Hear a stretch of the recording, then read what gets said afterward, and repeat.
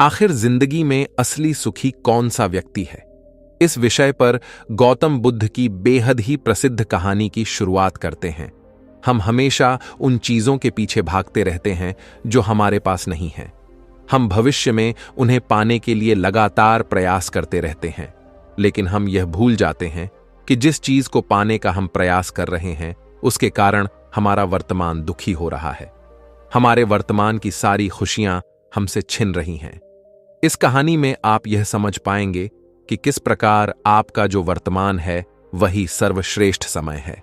इस समय को आपको भरपूर ढंग से जीना चाहिए, क्योंकि यह समय जो आज आपके पास है वह दोबारा नहीं लौटने वाला।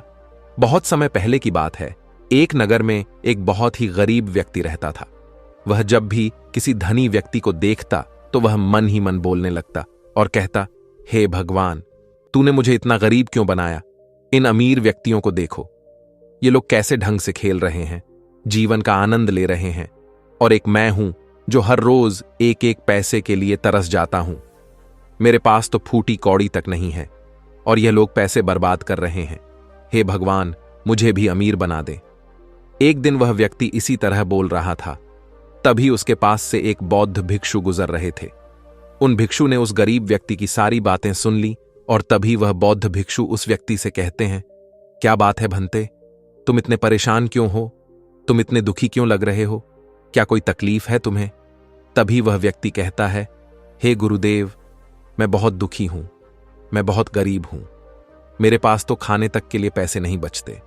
मैं एक एक पैसों के लिए तरस जाता हूं। इस दुनिया में मेरा कोई नहीं। मैं सुखी होना चाहता हूं। मुझे सुखी होना है, मुझे अमीर होना है।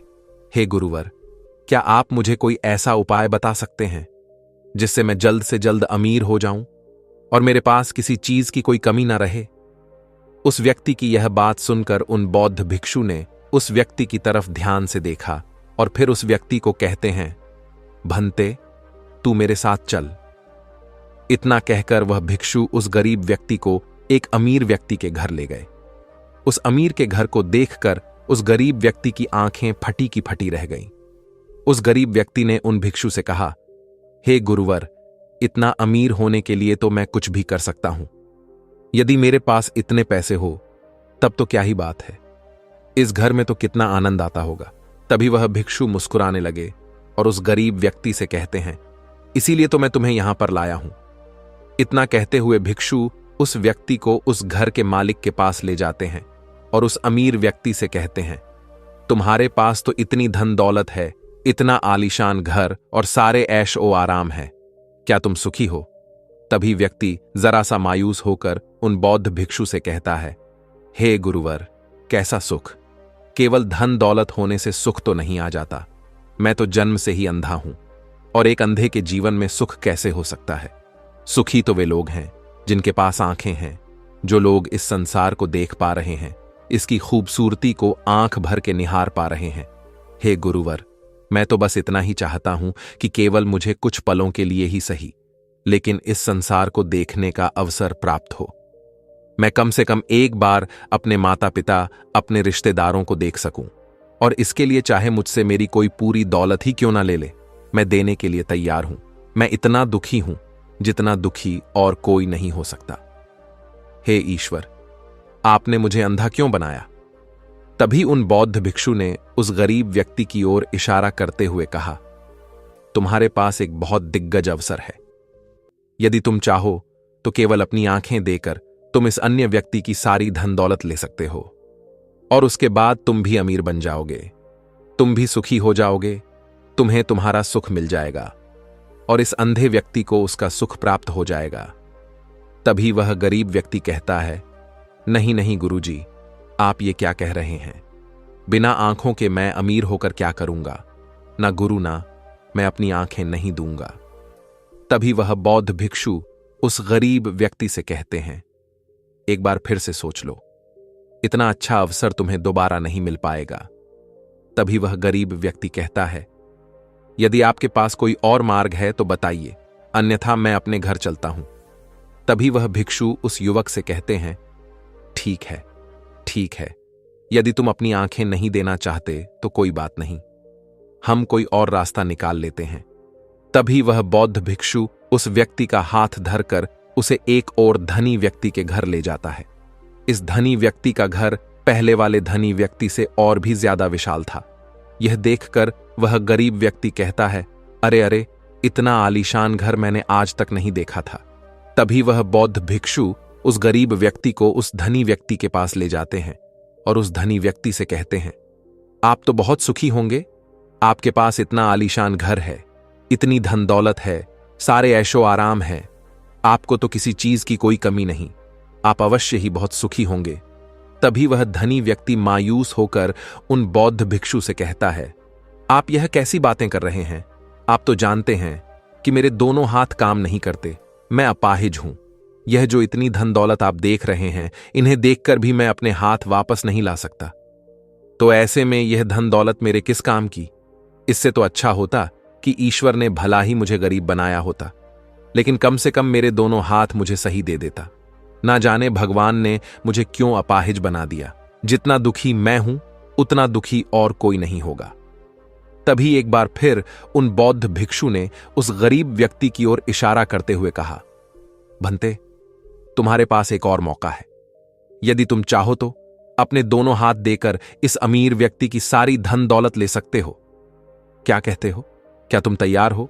और अब की बार तो तुम्हें आंखें भी नहीं देनी होगी, तुम्हारी आंखें तुम्हारे साथ ही रहेंगी। तभी वह गरीब व्यक्ति उन बौद्ध भिक्षु से कहता है, अरे महाराज, आप ये क्या कह रहे हैं? एक अपाहिज होकर मैं इस धन दौलत का क्या करूंगा? क्या आपके पास कोई ऐसा अमीर व्यक्ति नहीं है जिसका पूरा शरीर भी स्वस्थ हो और उसके पास बेशुमार धन दौलत भी हो? तभी वह बौद्ध भिक्षु उस व्यक्ति का हाथ धर करके उसे तीसरे अमीर व्यक्ति के पास ले जाते हैं। उस अमीर व्यक्ति के पास उसका अपना महल था। यह देखकर वह गरीब व्यक्ति उन बौद्ध भिक्षु से कहता है, हे गुरुवर, यह तो अवश्य ही बहुत सुखी होगा। इसके पास तो इतना आलीशान महल है, इसके पास तो इतनी सारी धन दौलत है, ये अवश्य ही बहुत खुश रहते होंगे, इनका जीवन तो आनंद में होगा। तभी वह बौद्ध भिक्षु उस गरीब व्यक्ति को उस धनी व्यक्ति के पास ले जाते हैं और फिर उस धनी व्यक्ति से कहते हैं, आप तो अवश्य ही खुश रहते होंगे, क्योंकि आपके पास इतना आलीशान महल है, इतनी सारी धन दौलत है, आपके पास तो सारी सुख सुविधाएं भी हैं, आपका जीवन तो आनंद में बीतता होगा। इसके जवाब में वह अमीर व्यक्ति कहता है, हे गुरुवर, कैसा आनंद! मुझ जैसा दुखी इस दुनिया में और कोई नहीं होगा। मैं आज बहुत दर्द में हूं।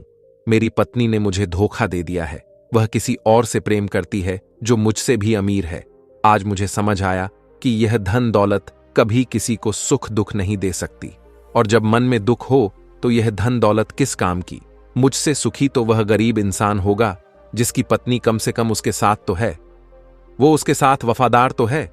आज मैंने तय कर लिया है कि मैं अपनी पत्नी और उसके प्रेमी की हत्या कर दूंगा। यह सुनकर वह भिक्षु उस अमीर व्यक्ति से कहते हैं, इससे पहले कि तुम ऐसा कदम उठाओ, कम से कम मुझे भोजन तो करवा दो। जाओ और भोजन की व्यवस्था करो, और साथ में कुछ कांच के टुकड़े भी ले आना। वह धनी व्यक्ति सभी साधु संतों का बहुत आदर करता था, इसलिए वह उन बौद्ध भिक्षुओं की बात मान जाता है। लेकिन वह यह नहीं समझ पाता कि आखिर उन बौद्ध भिक्षु ने खाने के साथ कांच के टुकड़े क्यों मंगवाए हैं। लेकिन जैसा कि उन बौद्ध भिक्षु ने कहा था, वह अमीर व्यक्ति उसी प्रकार खाने की व्यवस्था कर देता है। वह भोजन के साथ कुछ कांच के टुकड़े लेकर उन बौद्ध भिक्षु के पास पहुंचता है। तभी वह बौद्ध भिक्षु, वह गरीब व्यक्ति और वह धनी व्यक्ति तीनों एक साथ भोजन करने बैठते हैं, और उसी समय बौद्ध भिक्षु कुछ कांच के टुकड़े उठाकर उस अमीर व्यक्ति के भोजन में मिला देते हैं और उससे कहते हैं, लो, अब तुम इसे खा सकते हो। वह अमीर व्यक्ति अचंभित हो गया और उन बौद्ध भिक्षु से कहता है, हे गुरुवर, आप यह क्या कह रहे हैं? इस खाने में तो कांच के टुकड़े आपने मिलाए हैं, इस भोजन को मैं कैसे खा सकता हूं? यदि यह भोजन मैं करूंगा तो इससे मुझे बहुत तकलीफ होगी और हो सकता है कि मेरी मृत्यु भी हो जाए। तभी वह भिक्षु मुस्कुराने लगे और उस अमीर व्यक्ति से कहते हैं, तुम्हें यह बात तो समझ में आ गई, लेकिन तुम्हें यह बात नहीं समझ में आती कि अगर इस भोजन को खाना है तो इस भोजन के कांच के टुकड़ों को तुम्हें निकालकर अलग करना ही होगा, तभी यह भोजन तुम्हारे खाने योग्य बनेगा और तब यह भोजन तुम्हें कोई तकलीफ नहीं देने वाला, बल्कि तुम्हें सुख ही प्रदान करेगा। इस पर वह अमीर व्यक्ति अचरज में उन बौद्ध भिक्षु से कहता है, हे गुरुवर, आखिर आप क्या कहना चाहते हैं? तभी वह बौद्ध भिक्षु उस अमीर व्यक्ति से कहते हैं, ऐसे लोग जो कांच के टुकड़े के समान है, यदि तुम उनके साथ चिपके रहोगे तो तुम्हें दर्द तो अवश्य ही होगा। जिस प्रकार यह कांच का टुकड़ा मिला हुआ भोजन तुम्हें दर्द प्रदान करेगा, इसलिए इसका समाधान तो यही है कि तुम इन कांच के टुकड़ों को भोजन से अलग कर दो और जो है उस पर ध्यान दो, अर्थात कि तुम उन लोगों को भूल जाओ जो तुम्हारे जीवन में नहीं है और उन लोगों पर ध्यान दो जो इस समय तुम्हारे साथ हैं, जैसे कि तुम्हारी पुत्री। वह भी तो तुम्हारे प्यार की भूखी है। क्या तुम्हारा यह कर्तव्य नहीं है कि तुम उसका ख्याल रखो, उसकी परवरिश करो? आगे भिक्षु उस अमीर व्यक्ति से कहते हैं, सुख तो तुम्हारे पास ही है, बस इन कांच के टुकड़ों को, अर्थात अपनी पत्नी और उसके प्रेमी की हत्या करने का यह विचार अपने मन से निकाल दो, अन्यथा यह कांच के टुकड़ों से मिला हुआ भोजन के समान ही होगा और इसका परिणाम भी बहुत भयानक होगा। वह भिक्षु इतना कहकर शांत हो गए और उस अमीर व्यक्ति को भी उन भिक्षु की बात समझ में आ गई। उन्होंने तुरंत ही उन बौद्ध भिक्षु के चरण छुए और वह अमीर व्यक्ति कहने लगा, हे गुरुवर, आपने मुझे पाप करने से बचा लिया है, मैं आपका बहुत बहुत आभारी हूं। उसके बाद वह भिक्षु उस गरीब व्यक्ति को लेकर आगे की ओर निकल जाता है। तभी रास्ते में वह गरीब व्यक्ति उन भिक्षु से कहता है, हे गुरुवर, क्या इस दुनिया में ऐसा कोई नहीं है जो सुखी हो? तभी वह भिक्षु उस गरीब व्यक्ति से कहते हैं, भंते, आखिर तुम सुखी क्यों नहीं हो? इस पर वह गरीब व्यक्ति कुछ देर के लिए सोच विचार करता है, लेकिन उसके पास कोई जवाब नहीं होता। तभी वह भिक्षु उस गरीब व्यक्ति से कहते हैं, क्योंकि तुम्हें वह चाहिए जो तुम्हारे पास नहीं है। तुम्हारे पास धन नहीं है और तुम्हें धन चाहिए। तुम अमीर होना चाहते हो। तुम्हें लगता है कि वह तुम्हें सुख देगा, लेकिन तुम इस वास्तविकता को भी भूल रहे हो कि बाद में तुम्हें दुख भी वही देगा। जैसे कि जब हम पहले एक अमीर व्यक्ति के पास पहुंचे थे तो उसके पास आंखें नहीं थीं। उसके पास जो नहीं था वह उसके लिए बिलक रहा था, जबकि उसके पास तो बेशुमार धन दौलत थी और उसका पूरा शरीर भी पूरी तरह से स्वस्थ था, लेकिन उसका ध्यान उस पर नहीं था। वह उसे छोड़कर उन चीजों के पीछे भाग रहा था जो उसके पास नहीं थीं। इसी तरह से दूसरे अमीर व्यक्ति के पास आंखें थीं, धन दौलत भी थी, लेकिन हाथ नहीं थे। इसी प्रकार जो चीज उसके पास थी वह उसका आनंद नहीं ले रहा था, बल्कि वह तो इस दुख में था कि उसके पास उसके हाथ नहीं है। और ठीक इसी प्रकार से तीसरा अमीर व्यक्ति भी दुखी था, क्योंकि उसके पास तो धन दौलत भी थी, ऐशो आराम भी था और उसके पास तो उसका पूरा शरीर भी था। वह पूरी तरह से स्वस्थ और तंदुरुस्त भी था, लेकिन फिर भी वह दर्द में था, क्योंकि उसे उसकी पत्नी ने धोखा दे दिया था, जो उसकी कभी हो ही नहीं सकती थी। जो स्त्री केवल धन के लिए किसी और के साथ भाग जाए, क्या वह उसका साथ कभी दे सकती थी? नहीं। लेकिन उस अमीर व्यक्ति के पास जो था, अर्थात उसकी पुत्री, वह उसके बारे में सोच ही नहीं रहा था। आगे वह भिक्षु उस गरीब व्यक्ति से कहते हैं, अमीर गरीब होने से दुख और सुख का कोई मतलब नहीं होता। अमीर हो या गरीब, हमारे दुखी होने का एकमात्र कारण यही होता है कि हम हमेशा उन चीजों के पीछे भागते रहते हैं जो हमारे पास है ही नहीं, और जो वर्तमान में हमारे पास है हम उस पर ध्यान ही नहीं देते और ना ही उसका आनंद ले पाते हैं। हम तो केवल भविष्य में घूमते रहते हैं, भूतकाल में अटके रह जाते हैं, और यह सारी गलतियां हम वर्तमान की जमीन पर करते हैं। और यही कारण है कि तुम कभी आनंदित हो ही नहीं पाते, तुम कभी खुश नहीं रह पाते, क्योंकि जो आनंद का समय है, अर्थात वर्तमान का समय है, वह तो यूं ही नष्ट हो जाता है। तभी आगे वह भिक्षु उस गरीब व्यक्ति की ओर इशारा करते हुए कहते हैं, भंते, तुम मुझे यह बताओ, क्या तुम्हारे पास उन तीनों अमीर व्यक्तियों के दुखों में से कोई एक भी दुख है? तभी वह गरीब व्यक्ति सोच विचार कर उन भिक्षु से कहता है, नहीं, मेरे पास उन अमीर व्यक्तियों के दुख में से कोई भी दुख नहीं है। इस पर भिक्षु उस गरीब व्यक्ति से कहते हैं, तो फिर तुम दुखी क्यों हो?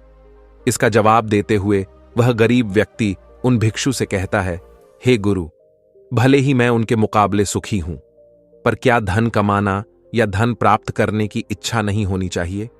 क्या मुझे अपने वर्तमान को इसी तरह से स्वीकार कर लेना चाहिए? क्या मुझे हमेशा इसी तरह से गरीब रहना चाहिए?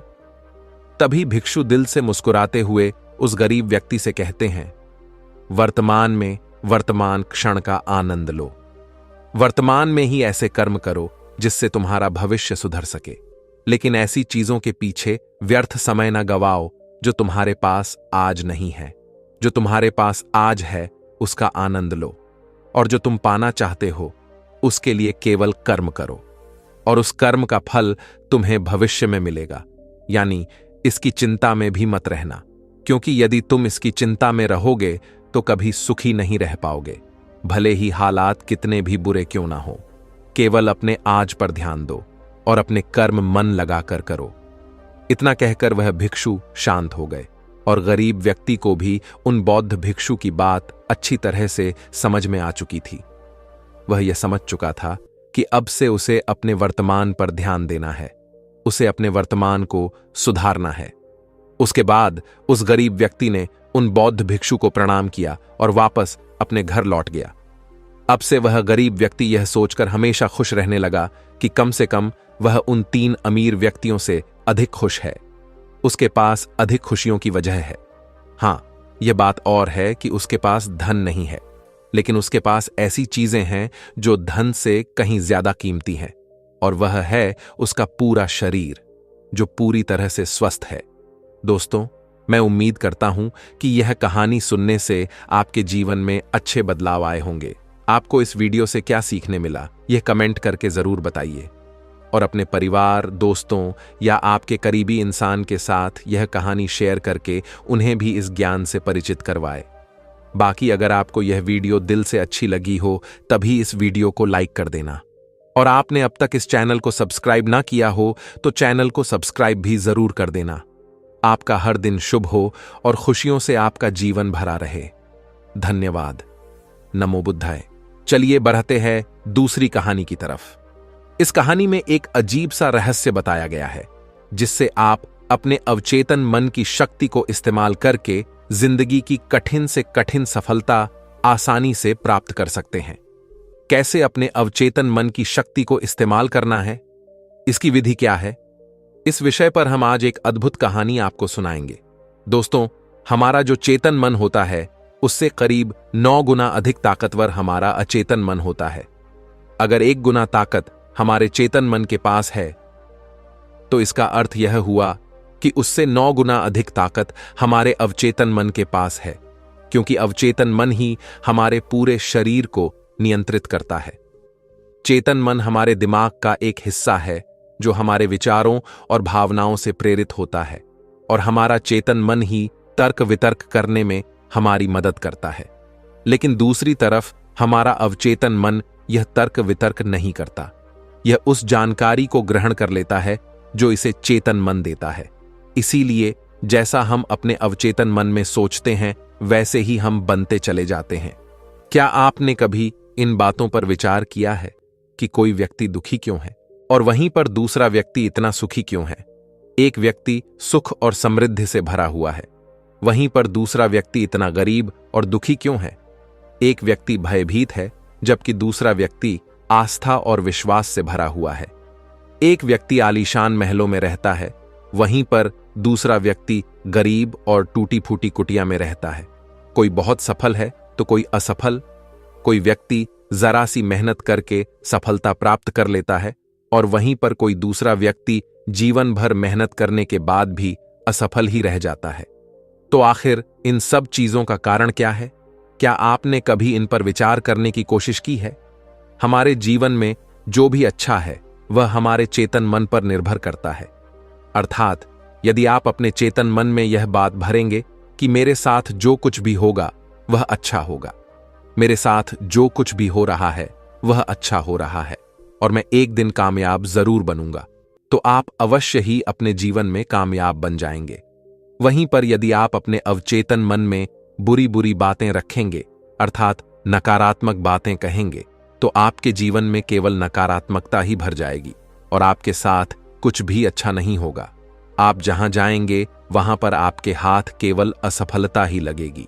आप हमेशा निराश और परेशान ही रहेंगे, लेकिन उनका हल आपको कभी नहीं मिल पाएगा।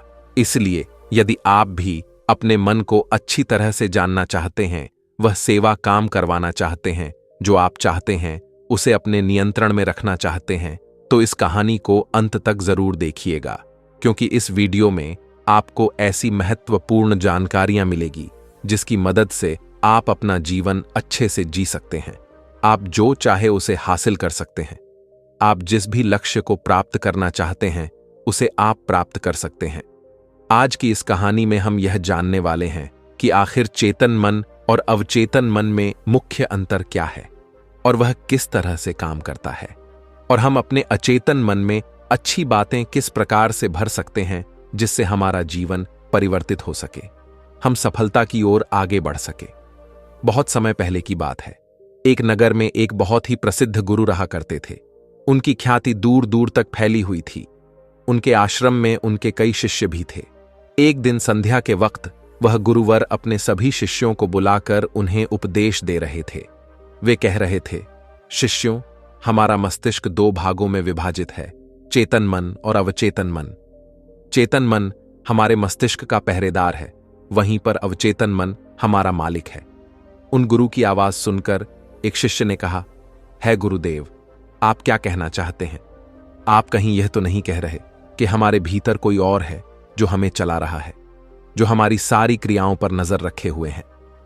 इस पर गुरुवर उस शिष्य को मुस्कुराते हुए कहते हैं, भंते, मैं तुम्हें एक छोटी सी कहानी सुनाता हूं।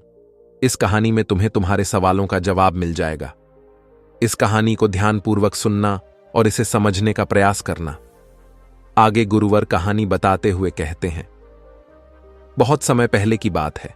एक नगर में एक बहुत ही धनी सेठ रहा करता था और उसकी एक आलीशान हवेली भी थी। उसकी हवेली के द्वार पर हमेशा एक पहरेदार तैनात रहता था और हवेली में जब भी कोई उपद्रव होता, कोई शोर शराबा होता, तो उसकी आवाज चारों ओर गूंजने लगती और उस आवाज को सुनकर आसपास के लोग भी उस महल के पास आते और उस पहरेदार को खूब समझाने की कोशिश करते और कहते, देखो, तुम्हारी हवेली से बहुत सारी आवाजें आती हैं जिससे हमारे घर की शांति भंग हो जाती है। कृपया करके इन आवाजों को बंद करो। आखिर इस शोर शराबे में क्या रखा हुआ है? इस तरह से हल्ला करके तुम अपना जीवन कैसे शांति से बिता सकते हो? इस पर वह पहरेदार जवाब देते हुए कहता है, देखो भाई, मैं जानता हूं कि शोर करना बुरी बात है, लेकिन मैं क्या करूं? मैं भी इससे बहुत परेशान हूं। जो भी आवाजें होती हैं वह हवेली में होती है, इससे मेरी भी शांति भंग होती है। लेकिन आप मुझे क्यों समझा रहे हैं? इसका कारण मैं तो नहीं, इसका कारण तो मेरा मालिक है। आप उसे जाकर समझाइए। यह बात सुनकर लोग भी यह बात समझ जाते हैं कि बात तो सही है। आखिर इसमें इस पहरेदार की क्या गलती है? यह तो केवल अपना काम कर रहा है। गलती तो मालिक ही है। वह उपद्रव करता है, वह शोर शराबे करता है, और जब भी उसे यह सब करने का मन होता है तो वह हवेली के बाहर आता है और उपद्रव करके वह वापस हवेली में जाकर बैठ जाता है। और जिन लोगों को भी उस हवेली के मालिक से तकलीफ होती है, जिनकी भी शांति भंग होती है, वे सभी आकर उस पहरेदार को ही समझाने का प्रयास करते हैं। वह उसे खूब सुनाते हैं, लेकिन क्या इससे यह समस्या सुलझेगी? इस प्रश्न के साथ गुरुवर अपने शिष्य से कहते हैं, तुम ही बताओ, इसका क्या समाधान है? इस पर वे शिष्य गुरु के इस प्रश्न का जवाब देते हुए कहता है गुरुवर, जिन्हें भी उन हवेली के मालिक से तकलीफ है जो शोर शराबे करता है और लोगों की शांति भंग कर देता है, उन सभी को उनसे बात करनी चाहिए, तभी तो इसका समाधान निकलेगा। भला पहरेदार की इसमें क्या गलती है? वह तो केवल अपना काम कर रहा है और वह उससे ज्यादा कर भी क्या सकता है? उसके हाथों में तो और कुछ भी नहीं है। इस पर वह गुरुवर मुस्कुराते हुए अपने उस शिष्य से कहते हैं, भंते, ठीक इसी तरह से हमारा मन भी होता है। हमारा चेतन मन मनुष्य का पहरेदार होता है और पहरेदार को यह अच्छी तरह से पता है कि क्रोध करना बुरी बात है, बुरे शब्दों का इस्तेमाल करना बुरी बात है, अश्लील ख्यालों में खोए रहना बुरी बात है। अर्थात हमारे चेतन मन को यह बात बहुत अच्छी तरह से पता है कि गुस्सा करना, आलस करना, काम वासना जैसे विचार गलत है। यह सभी विकार हमारे भीतर नकारात्मक विचार उत्पन्न करते हैं, जिससे हमारा विनाश होता है। लेकिन वह कर भी क्या सकता है? वह चीज उसके हाथों में है ही नहीं, क्योंकि वह चीज वह कर ही नहीं रहा। यह तो वह अंदर बैठा मालिक कर रहा है, अर्थात हमारा अवचेतन मन, जो हमसे कोई भी कार्य बहुत ही आसानी से करवा लेता है। और यह सभी बातें हम में से हर कोई अच्छी तरह से जानते हैं, और हमें ऐसा लगता भी है कि हम अच्छी तरह से समझ चुके हैं, जैसे कि वह पहरेदार समझता है। लेकिन वास्तविकता में तो इससे हमारे जीवन पर कोई भी बुनियादी फर्क नहीं होता। आगे वह गुरु उस शिष्य से कहते हैं, भंते, तुमने भी अपने आप को कई बार यह समझाने की कोशिश की होगी कि मुझे सुबह सही समय पर उठना है, आश्रम की साफ सफाई करनी है, भिक्षा मांगने जाना है, और रात को आने के बाद मुझे ध्यान भी करना है। लेकिन क्या इससे कोई फर्क हुआ? इसका जवाब देते हुए शिष्य कहता है, नहीं, बिल्कुल नहीं हुआ। मैंने कई बार अपने आप को समझाया है कि मुझे इस समय पर यह काम करना है, मुझे अपना समय व्यर्थ नहीं करना, मुझे अपने समय का इस्तेमाल करना है और मुझे आगे बढ़ना है। लेकिन मैं चाहकर भी उन सभी कार्यों को समय पर नहीं कर पाता। इस पर वह गुरुवर अपने उस शिष्य से कहते हैं, भंते, जब भी हम अपने आप को कुछ समझाने का प्रयास करते हैं तो हमें ऐसा लगता है कि अब हम समझ चुके हैं और अब हमसे कोई गलती नहीं होने वाली, और हम सोचते हैं ज़रेनिया कि अब हमारा जीवन बदल जाएगा, हम जो भी करेंगे अब वह सही होगा, अब तो हम जीवन में सफलता प्राप्त कर ही लेंगे। लेकिन दूसरे ही पल हम यह पाते हैं कि हमारे जीवन में कोई बुनियादी बदलाव आया ही नहीं है, और ऐसा केवल हमारी नासमझी के कारण होता है। हम अपनी नासमझी के कारण अवचेतन मन की जगह पर अपने चेतन मन को समझाने का प्रयास करते हैं, अर्थात मालिक को त्याग कर हम पहरेदार से बात करते रहते हैं और उसे समझाने की कोशिश करते हैं। लेकिन तुम यह भूल जाते हो कि आखिर वह पहरेदार कर भी क्या सकता है? वह सब उसके हाथों में है ही नहीं है। हमें तो अपने अवचेतन मन को समझाने की आवश्यकता है। हमारी बुद्धि, अर्थात वह पहरेदार जो यह समझ जाता है कि क्या सही है और क्या गलत, उसे कब क्या करना है, क्या नहीं करना। लेकिन यह सारी बातें केवल हमारे पहरेदार, अर्थात हमारे चेतन मन के सीमित रह जाती हैं। यह सारी बातें हवेली के उस मालिक, अर्थात हमारे अवचेतन मन तक तो पहुंच ही नहीं पाती, और यही कारण है कि हमारे जीवन में कभी कोई बुनियादी बदलाव हो ही नहीं पाता।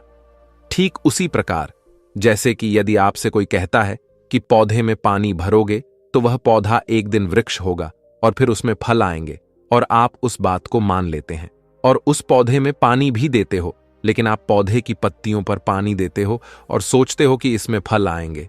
लेकिन जरा एक बार के लिए यह सोचिए, अगर पत्तियों में पानी दोगे तो उसमें फूल और फल कैसे आएंगे? हमें तो उस पौधे की जड़ में पानी देने की आवश्यकता है, लेकिन हम में से अधिकांश लोग केवल पत्तियों पर ही पानी छिड़क कर अपने आप को बहुत भाग्यशाली समझने लगते हैं। लेकिन वे यह भूल जाते हैं कि जो जो पानी वह पत्तियों पर दे रहे हैं, वह पानी पेड़ की गहराइयों में तो जा ही नहीं पा रहा, तो ऐसे में उस पौधे पर फल कैसे लगेंगी? ठीक इसी प्रकार हम भी अपने मन के साथ करते हैं, और यही कारण है कि हम अपने जीवन में जो भी चाहते हैं वह हमें नहीं मिल पाता। हम अपने जीवन में फल चाहते हैं, लेकिन वह हमें नहीं मिल पाता। इस पर शिष्य उन गुरुवर से कहता है गुरुवर, तो फिर हमें क्या करना चाहिए? क्या ऐसा कोई उपाय है जिससे हम अपने चेतन मन की सारी बातें अपने अवचेतन मन तक पहुंचा सकें? ऐसी कोई प्रक्रिया है जिसमें हम अपने संदेश को अपने चेतन मन तक पहुंचा सके? इस पर वह गुरुवर शिष्य से कहते हैं, भंते, यदि तुमने अपने संदेश को चेतन मन तक पहुंचा दिया, तब तुम जो चाहोगे वह इच्छा प्राप्त कर सकते हो। तुम जैसा चाहो उस लक्ष्य को प्राप्त कर सकते हो, क्योंकि हमारा अवचेतन मन हमारे चेतन मन से 9 गुना अधिक शक्तिशाली होता है। आपने कभी ना कभी यह देखा ही होगा कि एक मनोवैज्ञानिक जब किसी के मन के गुप्त राज को जानने की कोशिश करता है, तब वह मनोवैज्ञानिक जब उसके मन की बात को बाहर निकलवाना चाहता है, उसके अतीत में जो भी घटना घटी है उसमें साफ साफ रूप से प्रवेश करना चाहता है, तो इसके लिए वह हाइप्नोसिस का उपयोग करते हैं। और आप में से अधिकांश लोगों ने इस प्रक्रिया को देखा ही होगा। इस प्रक्रिया का प्रयोग करके मन की सारी सूचनाएं अपने आप ही बाहर निकलती हैं। इस प्रकार किसी के भी मन को काबू में करके हम उससे जो चाहे वह कार्य करवा सकते हैं। हाँ, अब आपके मन में यह भी प्रश्न उठ रहा होगा कि शायद वह सभी हमारे अवचेतन मन की चाल को समझते हैं, वह इसे अच्छी तरह से जानते हैं कि उसे किस तरह से अपने काबू में किया जाता है। तो इसका जवाब बहुत ही सीधा और सरल है, और इसका जवाब है हाँ, क्योंकि उन्होंने इसके ऊपर कई बार प्रयोग किया है और वह इसमें इतने निपुण हो जाते हैं कि वह किसी भी दूसरे मन पर अपना काबू कर सकते हैं। और अगर आप भी अपने अवचेतन मन की बात को समझते हैं, अपने मन की चाल को समझते हैं, तो आप भी अपने ही नहीं बल्कि किसी दूसरे के मन को भी वश में कर सकते हैं। आगे गुरुवर अपने उस शिष्य से कहते हैं, भंते, अपने अचेतन मन तक संदेश पहुंचाने के लिए आपको अपने चेतन मन को शांत करना होगा, उसे सुलाना होगा। और ऐसा इसीलिए क्योंकि हमारा चेतन मन तर्क वितर्क करने में माहिर है। वह एक पहरेदार है, वह हमारी रक्षा के लिए हमेशा तैनात रहता है। इसीलिए जब भी तुम अपना कोई संदेश उस चेतन मन तक पहुंचाने की कोशिश करोगे जरेनिया, तो वह तुमसे तर्क वितर्क जरूर करेगा और हमें अपनी बात अपने मालिक तक पहुंचाने की इजाजत तक नहीं देगा। जब तक कि हम अपनी बात अपने चेतन मन को अच्छी तरह से समझा नहीं देते या उसे शांत नहीं कर देते, तब तक वह हमें उस हवेली में घुसने नहीं देगा। क्योंकि हमारी सामान्य बुद्धि अर्थात हमारा चेतन मन तर्क वितर्क करने में माहिर होता है, और यही कारण है कि हम में से अधिकांश लोग अपने अचेतन मन तक एक साफ और स्पष्ट संदेश पहुंचा ही नहीं पाते, और इसी कारण हम अपने अचेतन मन को भी अच्छी तरह से समझ नहीं पाते। और हमारा अचेतन मन तर्क वितर्क नहीं करता, उसे तो केवल साफ और स्पष्ट संदेश चाहिए जिस पर वह कार्य कर सके। और उस तक हम साफ और स्पष्ट संदेश तभी पहुंचा सकते हैं जब हमारा मन पूरी तरह से शांत रहेगा, जब हमारे मन में और कोई विचार नहीं होंगे। और यही कारण है कि जब एक मनोवैज्ञानिक किसी के मन पर प्रयोग करता है, उसके मन को काबू करने की कोशिश करता है, उससे मनचाही बात निकलवाने की कोशिश करता है, तो सबसे पहले वह उसके चेतन मन को ही सुलाते हैं।